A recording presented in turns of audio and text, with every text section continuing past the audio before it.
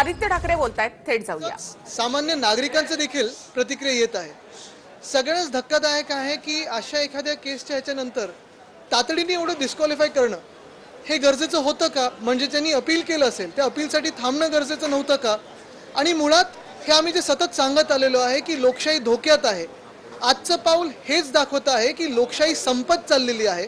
जे राहुलजी बोलत असतील किंवा आम्ही सर्व बोलत आलेलो आहोत, मग आपण देखील पत्रकार म्हणून विषय जे घेत आहात की लोकशाही आपल्या देशात धोक्यात आहे, ते प्रूव्ह करणारं आजचं हे पाऊल आहे। भाजपचे नेते म्हणतात की माफी मागितली असती, कन्याकुमारीपासून काश्मीरपर्यंत एक त्यांनी प्रवास केला, चांगला प्रतिसाद आला, सर्व समाजातील घटकांना जोडून घेतलं आणि अशा वेळी लोकसभेत आवाज वाढत असताना अशा पद्धतीने आवाज संपवणं याला काही दोन्ही जोडून बघा, ज्यांच्या मनात भीती असते आणि ज्यांना आवाज ऐकण्याची सवय नसते, अशीच लोक हे अशी पावलं उचलू शकतात आणि तेच आज पाऊल पडलेलं आहे।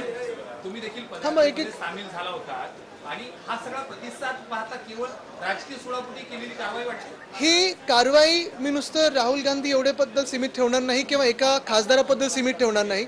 ही कारवाई एवढंच दाखवते की आपल्या देशातली लोकशाही संपत चाललेली आहे आणि कुठेही आपल्या देशात जे सत्य बोलतात त्यांना स्कोप राहिलेला नाही। आज हे सगळ्यांसमोर आलेलं आहे। भाजपचे नेते म्हणतात की जर माफी मागितली असती तर कुठेही असा विषय झाला नसता, त्यामुळे माफी मागावी, पण काँग्रेस म्हणते आम्ही रस्त्यावरची लढाई लढायला तयार। महत्त्वाची गोष्ट म्हणजे सत्यासाठी लढताना माफी कोणाची मागायची आणि कशासाठी मागायची हा एक विषय राहतोच। आणि दुसरं म्हणजे जर माफी मागितली नाही तर डिस्क्वालिफिकेशन पर्यंत पोहोचायचं का? लोकशाहीचा खून एवढा करण्याचा आज जो काही आपण बघताय जे एक मोठं षड्यंत्र रचलेलं आहे ते सिद्ध होत आहे, आम्ही जे सतत बोलत आलो ते।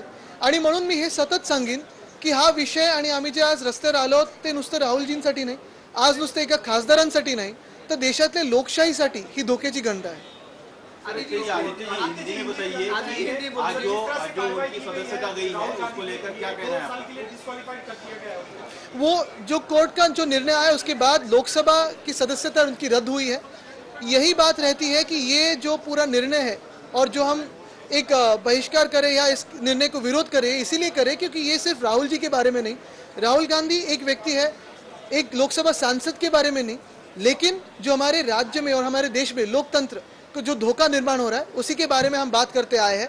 और वो आज सिद्ध हो रहा है सबके सामने कि हम जो बातें करते आए हैं वो तो प्रूव हो रही है कि लोकशाही को धोखा है, लोकतंत्र को धोखा है, हमारे संविधान को धोखा है। ये बात आज साफ हुई।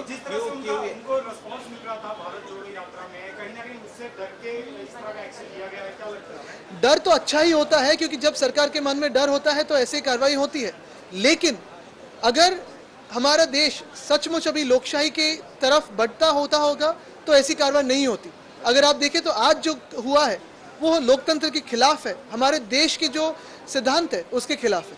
बीजेपी कह रही है कि माफी अगर मांगते अहंकारी है वो, अगर अहंकार के कारण माफी नहीं मांग रहे, माफी मांगते तो शायद सजा भी कम। मैं बात दोहराना चाहता हूं कि ये बात सिर्फ एक एमपी की नहीं, ये बात एक सांसद की नहीं, ये बात राहुल गांधी की नहीं, ये बात पूरे देश में जो जो सत्य बोलते हैं, सत्य के साथ खड़े रहते हैं, उसकी रही है, लोकतंत्र की रही और संविधान की रही। 2024 के इलेक्शन को देखते हुए इस प्रकार से राहुल गांधी को क्या रोका जा रहा है, ये ऐसे संकेत? उनको अंदर भी बोलने का मौका नहीं था, बाहर भी वो बोलने का जो मौका था तब डिस्क्वालीफाई किया गया है। और अगर आप देखें तो हम भी यहाँ भी यही बात कहना चाहते हैं कि सत्य के साथ जो खड़े रहते हैं उसकी आवाज दबाई जा रही है, और ये सिर्फ राजनेताओं की नहीं, पत्रकारों की भी होने लगी है। आदित्य जी, कांग्रेस इसको लेकर रास्ते पर उतरेगी, क्या शिवसेना भी शामिल होगी? सबसे अहम बात यही रहती है, जैसे मैंने कहा कि कांग्रेस हो, राष्ट्रवादी कांग्रेस हो, हम हो, महाविकास आघाड़ी यहाँ है, लेकिन पूरे देश में जो भी व्यक्ति सत्य के साथ खड़ा रहना चाहता है, सत्य के लिए लड़ना चाहता है, ये सब के लिए बात समझना जरूरी है कि आज हमारे देश में लोकतंत्र और संविधान को धोखा निर्माण हुआ है, सत्यमेव जयते को धोखा निर्माण हो रहा है, और इसी के लिए मुझे लगता है सभी ने लड़ना जरूरी है।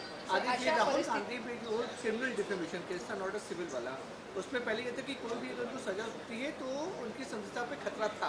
कांग्रेस की ये कहना है कि सेशन कोर्ट नहीं गए, हाई कोर्ट नहीं गए, सुप्रीम कोर्ट नहीं गए और ये डिसीजन आ गया। बिल्कुल, लेकिन अगर ये डिफेमेशन पे ऐसे बातें होने लगी, सांसद को ऐसे होने लगा, तो आप और मैं तो क्या है फिर? आपको लगता है कि जल्दबाजी हो गई इसमें थोड़ा सा?